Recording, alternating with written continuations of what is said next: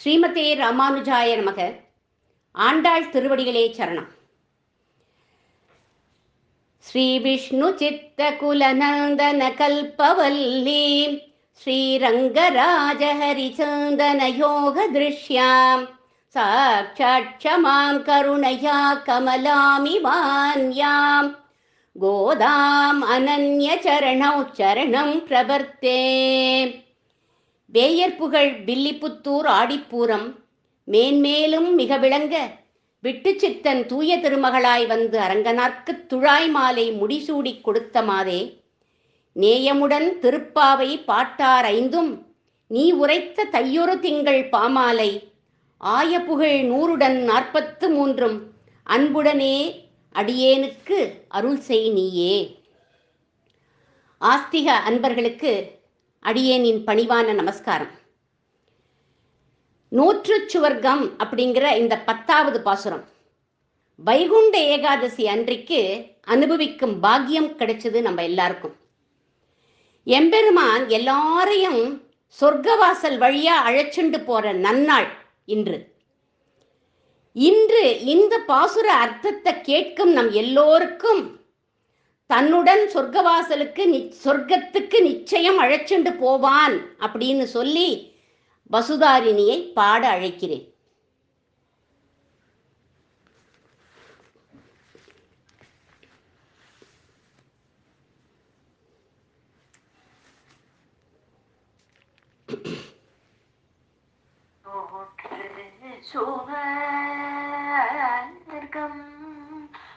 போகின்ற அம்மனாய் நோற்று சுவர்க்கம் போகின்ற அம்மனாய் மாற்றவும் தாராரோ வாசல் திறவாதார் நாற்ற துழாய் முடி நாராயணன் நம்மால் போற்றபரை தரும் புண்ணியனால் பண்டோரு நாள் ஊற்றத்தின் வாய் வீழ்ந்த கும்பகரணனும்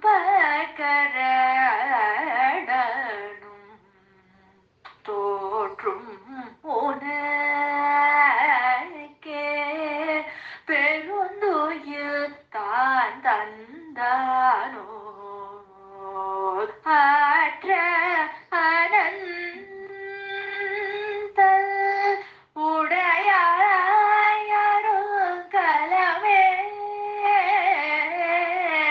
தேற்றமாய் வந்து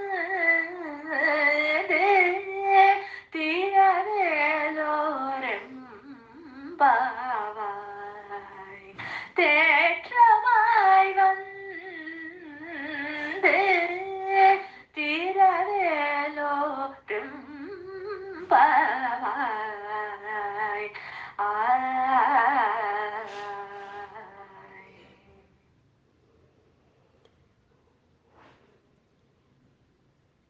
நோற்றுச்சுவர்க்கம் புகுகின்ற அம்மனாய் மாற்றமும் தாராரோ வாசல் திறவாதார் நாற்றத்துழாய்முடி நாராயணன் நம்மால் போற்றப் பரிதரும் புண்ணிய நாள் பண்டொரு நாள் குற்றத்தின் வாய்வீழ்ந்த கும்பகர்ணனும் தோற்றும் உனக்கே பெருந்துயில்தான் தந்தானோ ஆற்ற அனந்தலுடையாய் அருங்கலமே தேற்றமாய் வந்து திரவேலோரெம்பாவாய்.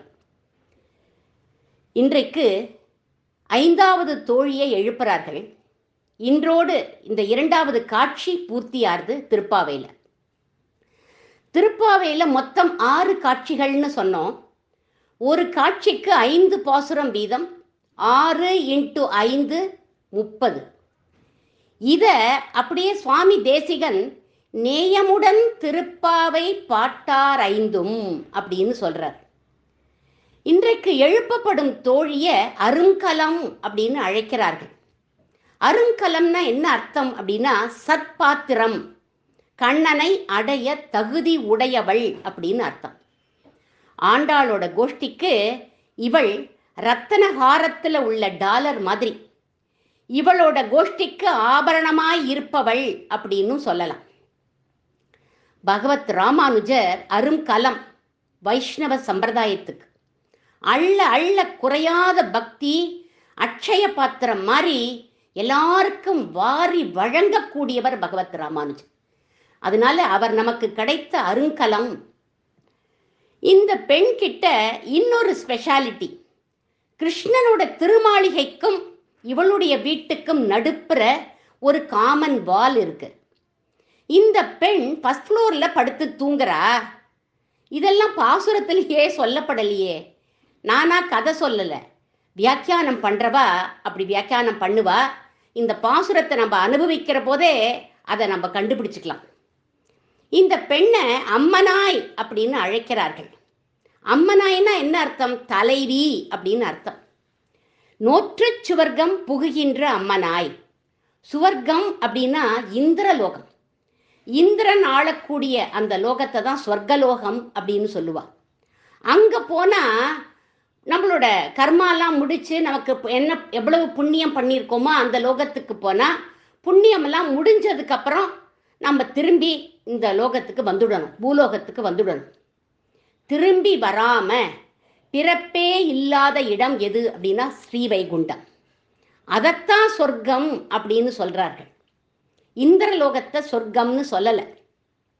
ஆனா ஆண்டாள் சொல்ற டெஃபினிஷனை பாருங்கோ. சொர்க்கத்துக்கு பகவானை அனுபவிப்பது சொர்க்கம், அவன் கதைகளை கேட்பது சொல்வது அது சொர்க்கம், அவன் நாமத்தை சொல்வது அவன் நாமத்தை பாடுவது சொர்க்கம், அவனை கோவில்களில் சென்று சேவிப்பது சொர்க்கம், இன்று அவனுடன் சேர்ந்து சொர்க்கவாசலை மிதிப்பது சொர்க்கம், அவன் பக்தர்களுடன் சேர்ந்து இருப்பது சொர்க்கம்.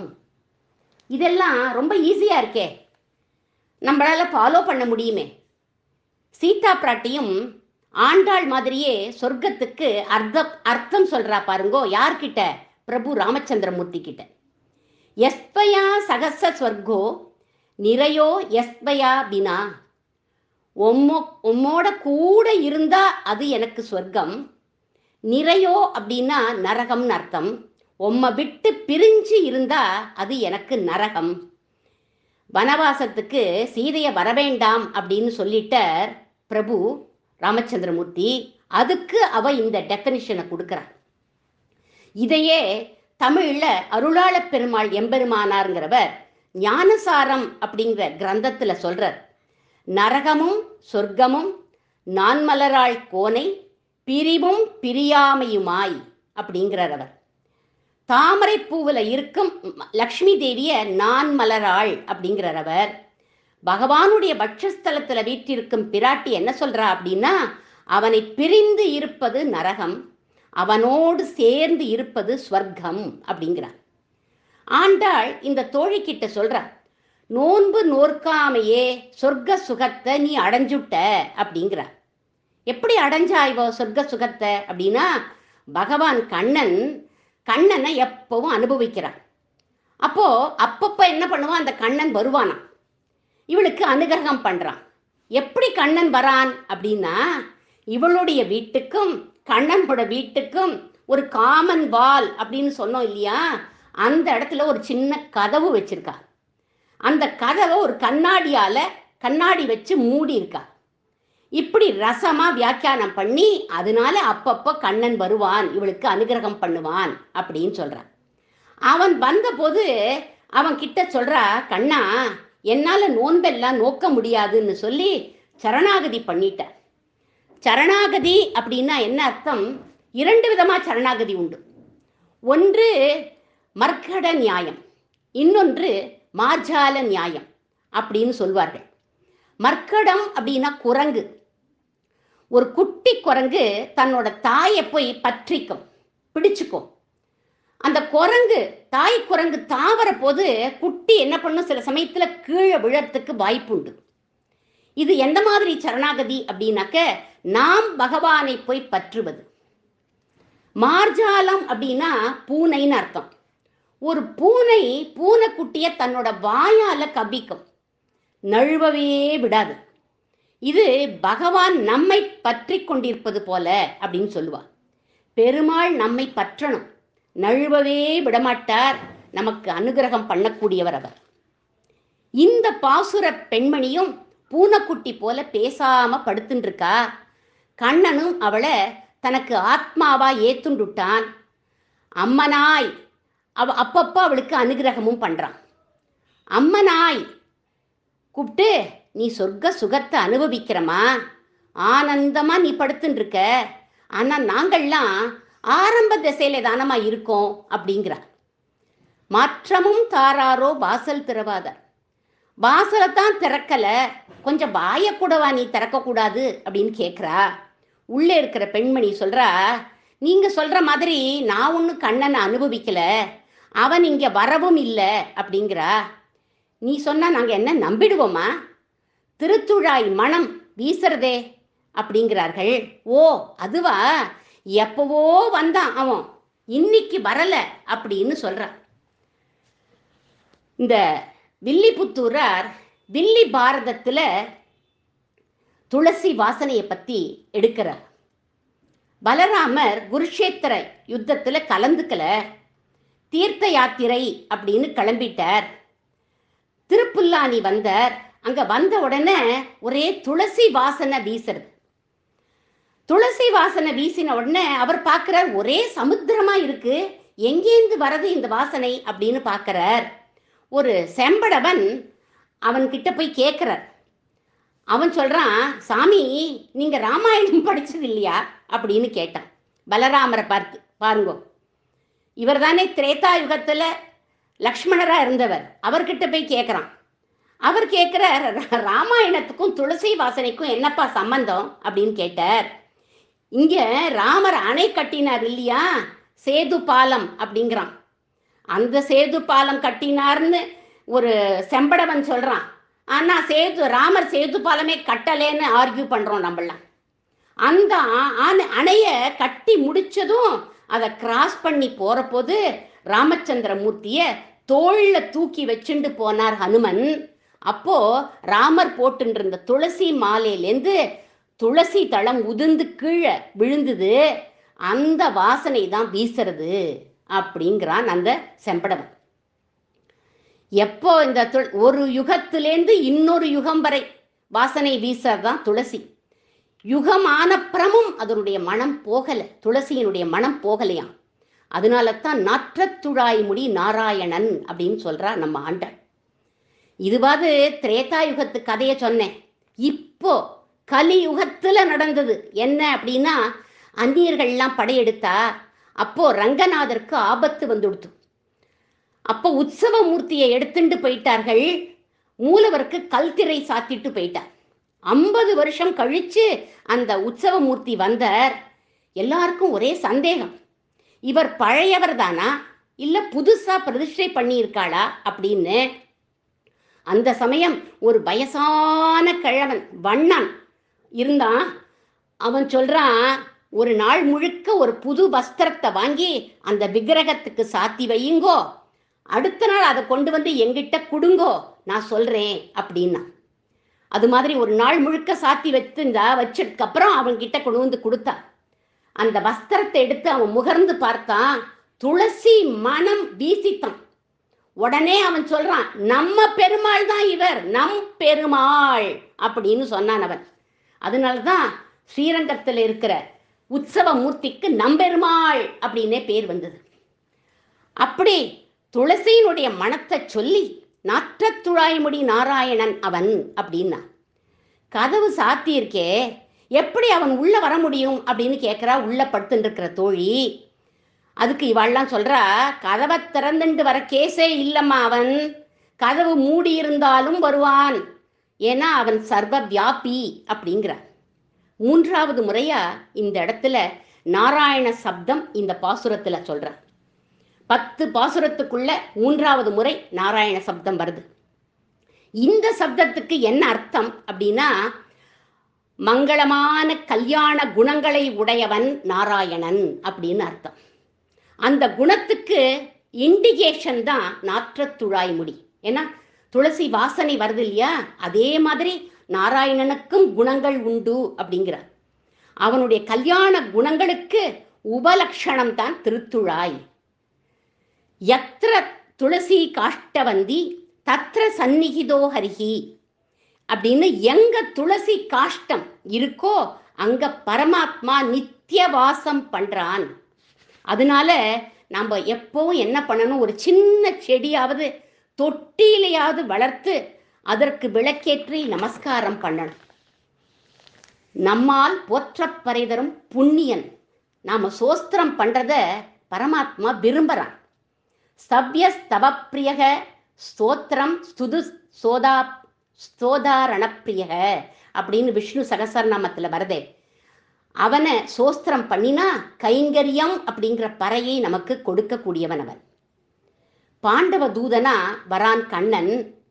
அவனை நம்ம பக்கம் இழுக்கலாமா, செல்வத்தை கொடுக்கலாமா, ஏதாவது ஊரை கொடுக்கலாமா, அவனை நம்ம கிட்ட இழுக்கிறதுக்கு என்ன பண்ணலாம் அப்படின்னு திருதராஷ்டிரன் சஞ்சயன்கிட்ட கேட்குறான்.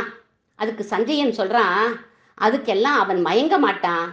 பூரண கும்பம் வச்சு அவன் திருவடியில ஜலத்தை விட்டு சௌக்கியமா அப்படின்னு கேளு, வேற ஒன்னையும் அவன் எதிர்பார்க்க மாட்டான் அப்படின்னு சொன்னான் சஞ்சயன். பண்டொரு நாள் குற்றத்தின் வாய் வீழ்ந்த கும்பகர்ணனும். பண்டொரு நாள் அப்படின்னு திரேதாயுக கதையை சொல்றா இந்த இடத்துல. பிரபு ராமர் கும்பகர்ணனை சம்ஹாரம் பண்ண தயாராவே இல்லை. அவனாதான் போய் மாட்டின்டான் அப்படிங்கிறா ஆண்டாள். அதனால்தான் கூற்றத்தின் வாய் வீழ்ந்த கும்பகர்ணன் அப்படிங்கிறார். இந்த இடத்துல பெரிய தத்துவத்தை சொல்றா ஆண்டாள். பெருமாளுடைய அவதார ரகசியம் சொல்லப்படுறது இங்க. பரித்ராணாய சாதுனாம் விநாசாயச துஷ்கிருதாம் தர்ம சம்ஸ்தாபனார்த்தாய சம்பவாமி யுகே யுகே அப்படிங்கிற இந்த கீதா ஸ்லோகத்துக்கு வியாக்கியானம் பண்றார் பகவத் ராமானுஜர். ஆண்டாள் சொன்ன வாய் விழுந்த கும்பகர்ணன்கிற வரிகளைத்தான் பேஸா எடுத்துட்டு அதை பேஸ் பண்ணித்தான் தன்னுடைய அர்த்தத்தையே சொல்றாராம் இந்த ஸ்லோகத்துக்கு. அவருக்கு யார் முன்னோடி அப்படின்னா ஆண்டாள் தான் முன்னோடி. அவர் எப்படி வியாக்கியானம் பண்றார் பாருங்க. பரித்ராணாய சாதுனா, தன்னோட பக்தர்களை காக்கிறதுக்காகவே பகவான் அவதாரம் பண்றான். விநாசாயச துஷ்கிருதம் அப்படிங்கிறதுக்கு ராவணன் கும்பகர்ணனை அழிக்கிறதுக்கு அவன் இங்க அவதாரம் பண்ண வேண்டிய அவசியமே இல்லை. இருந்த இடத்திலிருந்தே அவனால் அழிக்க முடியும். பக்தர்களை ரட்சிக்கிறதுக்காக தான் அவன் அவதாரம் பண்றான். பக்தர்கள் பெருமாளை பார்க்க துடிச்சுன்னு இருக்கார்களாம். அங்கேந்து அவளுக்கு அனுகிரகம் பண்ண முடியாது. சபரி கொடுத்த பழத்தை இங்க வந்தாதானே வாங்கிக்க முடியும். ஹனுமனை கட்டி அணைச்சிக்க முடியும்னா இங்க வந்தாதானே அது முடியும். இங்க வந்தாதானே கோபிகைகளோட ராசமாட முடியும். வெண்ணையை திருடி சாப்பிடணுங்கிற லீலையை இங்க வந்தாதானே அவனால பண்ண முடியும். இதுக்காகத்தான் அவன் அவதாரம் பண்றான். அப்படி அவன் வரப்போது 2-3 அசுரர்கள் அரக்கர்கள் வந்து அவளா வந்து விழுந்து மாண்டு போறா. அவளை அழிக்கிறது பகவானுடைய அவதார நோக்கமே இல்லை அப்படின்னு விநாசாயச துஷ்கிருதாங்கிற பதத்துக்கு கூற்றத்தின் வாய் விழுந்த கும்பகர்ணன்னு ஆண்டாள் பாசுர வரிகளைத்தான் பேசா வச்சுண்டு வியாக்கியானம் பண்ணினார் பகவத் ராமானுஜர். கும்பகர்ணன் தானே வந்து விழுந்து மாண்டு போனான். அப்படி அவன் மாண்டு போற போது அவன் கிட்ட உள்ள ஒரு சொத்து இருந்தது. அந்த சொத்தை உங்ககிட்ட கொடுத்துட்டு போயிட்டான் போல இருக்கு அப்படிங்கிறான். என்ன சொத்தை கொடுத்துட்டான் அப்படின்னா தூக்கம் அப்படிங்கிற சொத்தை உங்ககிட்ட கொடுத்துட்டான் போல இருக்கு அப்படின்னு சொல்றா ஆண்டாள். தோற்றும் உனக்கே பெரும் துயில்தான் தந்தானோ அப்படிங்கிறார். அப்புறம் சொல்ற ஆற்ற அனந்தலுடையாய், நீ சோம்பேறி இல்லம்மா, நல்ல ஆற்றல் மிக்க தலைவி, அருங்கலம்மா நீ அப்படிங்கிறார். அருங்கலம் சத்பாத்திரம்மா நீ, கிருஷ்ணன் சரணாகதி பண்ணியிருக்கமா அப்படின்னு சொல்லி கூப்பிட்டு தேற்றமாய் வந்து திற அப்படிங்கிறார். ஏன் தேற்றமாய் வந்து திற அப்படிங்கிறான்னா, நான் சொன்னேன் இல்லையா ஆரம்பத்தில் 1st ஃப்ளோர்ல படுத்துட்டு இருக்கா, தூக்க கலக்கத்துல ஓடி வந்து விழுந்துட போறாளேங்கிறதுக்காக உன்னை சீர்படுத்திண்டு வந்து திற அப்படின்னு சொல்றா இந்த இடத்துல. அம்மனாய் அப்படிங்கிற அந்த பெண்ணும் வந்து இவாளோட கலந்துட்டார். இந்த பாசுரத்துல சொல்லப்படும் ஆழ்வார் யார் அப்படின்னாக்க பேயாழ்வார். 3 ஆழ்வார்கள். முதல் நாள் பார்த்தோம் பொய்கை ஆழ்வார், அடுத்த நாள் பூதத்தாழ்வார், இன்றைக்கு பேயாழ்வார். இந்த 3 ஆழ்வார்களையும் முதல் ஆழ்வார்கள் அப்படின்னு சொல்லுவோம். இதுல முதல் ஆழ்வார் என்ன பண்ணினார்? பொய்கை ஆழ்வார் திருக்கோவலூர் அப்படிங்கிற இடத்துல திருவிக்கிரம பெருமான் ஆயனை போய் சேவிக்கணும் அப்படின்னு வந்தார். அவர் வந்த உடனே ராத்திரி ஆயிடுத்து, நடைய சாத்திட்டா. உடனே இருட்டா வேற போயிடுத்து, மழை வேற பெய்ய ஆரம்பிச்சுடுத்து. அவர் என்ன பண்றதுன்னு புரியல. பக்கத்துல ஒரு குடிசை இருந்தது. மிருகண்டு அப்படிங்கிற ஒரு ரிஷி அங்க உட்காண்டிருந்தார். அவர்கிட்ட போய் கேட்டார், இன்னைக்கு ஒரு நாள் ராத்திரி நான் இங்க தங்கிக்கலாமா? நாளைக்கு இடைக்கழி ஆயனை சேவிச்சுட்டு நான் போயிடுறேன் அப்படின்னார். தாராளமா தங்கிக்கோங்கோ அப்படின்னு சொல்லி என்ன பண்ணினார், ஒருத்தர் இங்க படுக்கலாம், சின்ன இடம்தான் இடைக்கழிங்கிறது, இங்க ஒருத்தர் படுத்துக்கலாம், நீங்க படுத்துக்கோங்கோ அப்படின்னு சொல்லிட்டார். அந்த இடைக்கழியில படுத்துட்டு பகவான தியானம் பண்றார் அவர். உடனே அடுத்ததா இன்னொரு ஆழ்வார் வந்தார். நேத்திக்கு பார்த்தோமே பூதத்தாழ்வார், அவர் வந்தார். அவர் என்ன பண்ணினார், மிருகண்டு ரிஷி கிட்ட வந்து இங்க தங்கலாமா, மழையா இருக்கு, நாளைக்கு பெருமாளை சேவிச்சுட்டு நான் போறேன் அப்படின்னார். உடனே அவர் ஆல்ரெடி ஒருத்தர் படுத்துட்டு இருக்கார் அப்படின்னு சொன்ன உடனேயே படுத்துட்டு இருந்த பொய்கை ஆழ்வார், வாங்கோ வாங்கோ, நான் கதவை திறந்து விட்டு வாங்கோ, இன்னொருத்தர் 2 பேர் என்ன பண்ணலாம்னா அமரலாம், அதனால நீங்க வாங்கோ அப்படின்னு கூப்பிட்டுட்டார். 2 பேருமா உட்காந்து பகவானை பத்தி பேசிட்டு இருக்கா. அந்த சமயம் இன்றைக்கு சொல்ல போற ஆழ்வார் யாரு அப்படின்னாக்க, இன்றைக்கு சொல்ல போற பேயாழ்வார் வர. பேயாழ்வாரும் வந்து திருப்பி அந்த மிருகண்டு ரிஷி கிட்ட வந்து கேட்கிறார். உடனே இவா 2 பேரும் என்ன சொல்றா, கதவை திறந்து விட்டு இங்க வாங்கோ, 3 பேர் நிற்கலாம் அப்படின்னு சொன்னார். இவரும் வந்து சேர்ந்து விட்டார். 3 பேருமா நின்னுட்டு என்ன பண்றா, பகவான தியானம் பண்றா.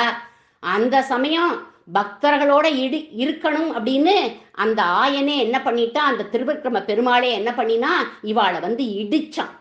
யார் இடிக்கிறா அப்படின்னு அவ என்ன பண்ணினா, யாரோ நெருக்கிறாளே நம்மள, யாருன்னு கண்டுபிடிக்கணும்னு அன்னைக்கே சொன்னேன் இல்லையா முந்தா நாள். அதுல அவர் விளக்கேற்றி பார்த்தார். விளக்கேற்றுதல் அப்படின்னா பாசுரம் பாடினர். என்ன, வையம் தகழியா வார்க்கடலே நெய்யாகன்னு பாசுரம் பாடினர். அவர் பாசுரம் பாடி பகவானை பார்த்தார். அவர் பார்த்துட்டாரேன்னு அடுத்த ஆழ்வார் பூதத்தாழ்வார் நேற்றைக்கு அவர் என்ன பண்ணினார், அன்பே தகழியா ஆர்வமே நெய்யாகன்னு விளக்கேற்றி அவரும் பெருமாளை பார்த்துட்டார். இவா 2 பேரும் ஏற்றி வச்ச விளக்குல இவர் என்ன பண்ணிட்டார், பெருமாளோட தரிசனம் இவருக்கு கிடைச்சுடுத்து. இவர் விளக்கே ஏத்தல, ஆனா தரிசனம் கிடைச்சுடுத்து. இவர் பாசுரம் பாடுற, திருக்கண்டேன். திருக்கண்டேன்னா முதல்ல தாயாரை தான் பார்த்தேன் அப்படிங்கிறார். வட்சஸ்தலத்துல இருக்கிற திருன்னா தாயார், தாயாரை பார்த்துட்டேன். பொன்மேனி கண்டேன், திகழும் அருக்கண் அணிநிறமும் கண்டேன், செருக்கிழரும் பொன்னாழி கண்டேன், புரிசங்கம் கை கண்டேன் அப்படின்னு பகவானுடைய திவ்ய தரிசனத்தை இவர் பார்த்துட்டார். விளக்கே ஏற்றாமலே சொர்க்கம் புகும் வாய்ப்பை பெற்றார் இல்லையா இவர். அதனால ஆண்டாள் இவரை பார்த்து சொல்றா, நோற்று சுவர்க்கம் புகுகின்ற அம்மனாய், நீங்க நோன்பு நோற்காமலே பகவான தரிசனம் பண்ணிட்டேள் அப்படிங்கிறா ஆண்டாள். அடுத்த பதத்தை சொல்றா, மாற்றமும் தாராரோ வாசல் திறவாதார். பொய்கை ஆழ்வார் என்ன பண்ணினார், முதல்ல யாருக்கு கதவை திறந்தார், பூதத்தாழ்வார்க்கு கதவை திறந்தார். பூதத்தாழ்வார் யாருக்கு கதவை திறந்தார், இந்த பேயாழ்வார்க்கு கதவை திறந்தார். ஆனா பேயாழ்வார் யாருக்குமே கதவையே திறக்கல. அதனால யாருக்குமே இவர் கதவை திறக்காதனால மாற்றமும் தாராரோ வாசல் திறவாதார் அப்படிங்கிற அந்த பதம் இவருக்கும் பொருந்தது. நாற்றத்துழாய் முடி நாராயணன் அப்படின்னு ஆண்டாள் பாடின மாதிரி இவரும் திருத்துழாயை பத்தி 16 பாசுரங்கள் பாடுறார். இவருடைய 100 அந்தாதியில மனத்துள்ளான் மாக்கடல் நீருள்ளான் மலராள் தனத்துள்ளான் தந்துழாய் மார்பன் அப்படின்னு, தன் துழாய் மார்பன் அப்படின்னாக்க துளசி, அதை பத்தி இவர் ஒரு பாசுரத்துல பாடினார். இன்னொரு பாசுரத்துல வெற்பென்னும் வேங்கடம் பாடும் வியன்துழாய் கற்பென்னும் சூடும் கருங்குழல் அப்படின்னு பாடுறார். வியன்துழாய் அப்படின்னா அந்த திருத்துழாயை கருங்குழல்ல சூடுபவன் அப்படிங்கிறார் அவனை. அடுத்ததா சொல்றா, உம்மோட பெயரே பேயாழ்வார், அதனால நீங்க என்ன பண்ணணும், எல்லாரும் நீங்க இப்படி வெளியில வந்துட்டேன்னா பயப்பட போறா, பேய் மாதிரி வந்து கதவை திறக்க வேண்டாம், தேற்றமாய் வந்து திறங்கோ அப்படின்னு இந்த பாசுர வரிகளோட பேயாழ்வார் ஒத்து போறார். அதனால இந்த பாசுரத்துல சொல்லப்படுற ஆழ்வார் பேயாழ்வார். கடைசியா எந்த திவ்ய தேச தாயாரை எழுப்புறா அப்படிங்கிறத பார்ப்போம். துளசி வனம் அப்படின்னு கும்பகோணம் பக்கத்துல உள்ள ஒப்பிலியப்பன் திவ்ய தேசத்தை தான் சொல்லுவா துளசி வனம் அப்படின்னு. அங்க இந்த நாற்றத்துழாய்முடி நாராயணனுக்கு ஒப்பிலி அப்பன் அப்படின்னு பேர். அவன் பக்கத்துல அமர்ந்த திருக்கோலத்துல எழுந்தருளி இருக்கும் பூமி தேவி தாயாரத்தான் எழுப்பறா ஆண்டாள் இந்த பாசுரத்துல அப்படின்னு சொல்லுவா. நோற்று சுவர்க்கம் புகுகின்ற அம்மனாய். மார்கண்டேய மகரிஷி நோன்பு நோற்றர். தாயாரே தனக்கு மகளா வரணும் அப்படின்னு பூமி பிராட்டியே அவதாரம் பண்ணிட்டார். திருவிண்ணகரம் அப்படின்னு பேரு அந்த ஒப்பிலியப்பன் கோவிலுக்கு. அந்த திருவிண்ணகரம்ங்கிற சொர்க்கத்தை நீ அடைஞ்சுட்டமா அப்படிங்கிற ஆண்டாள். அம்மனாய் அப்படின்னு கூப்பிடுற அவளை. லக்ஷ்மி தேவிக்கே நீ தலைவி அப்படிங்கிறா. அவன் திருவடியிலேயே அமர்ந்த திருக்கோலத்துல உட்காண்டிருக்கிற தலைவியே அப்படிங்கிற ஆண்டாள். நாற்றத்துழாய்முடி நாராயணன் அப்படிங்கிறா. உன்னுடைய கணவர் ஒப்பிலியப்பன் எப்பவும் திருமுடியில துளசியை தரிச்சுட்டே இருப்பார். ஏன்னாக்க ஸ்ரீமன் நாராயணன் கிட்ட துளசி தேவி பிரார்த்திச்சுண்டாளாம். அதனால ஸ்ரீதேவி வட்சஸ்தலத்துல இருக்கா, ஆனா துளசி தேவி திருமுடியில இருக்கா அப்படின்னு உயர்ந்த ஸ்தானத்தை அந்த துளசி தாயாருக்கு கொடுத்துட்டார் பகவான். உன்னுடைய நாற்றத்துழாய்முடி நாராயணன் யார் தெரியுமா? நம்முடைய மாலவன். உன்னை திருக்கல்யாணம் பண்ணிக்கணும்னு கிழவர் வேஷத்துல வந்தார்.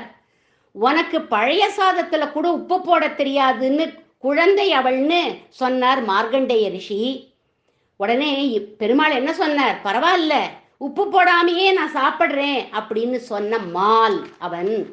மால்னா அன்பு கொண்டவன், பக்தர்கள் பேர்ல அன்பு கொண்டவன். அப்படின்னா பிராட்டி பேர்ல அன்பு உள்ளவன் தானே, அவளை கல்யாணம் பண்ணிக்கணும் தானே வந்திருக்கான். நாங்கள் போற்றி பாடினா பறையை தரக்கூடிய புண்ணியன் அவன்.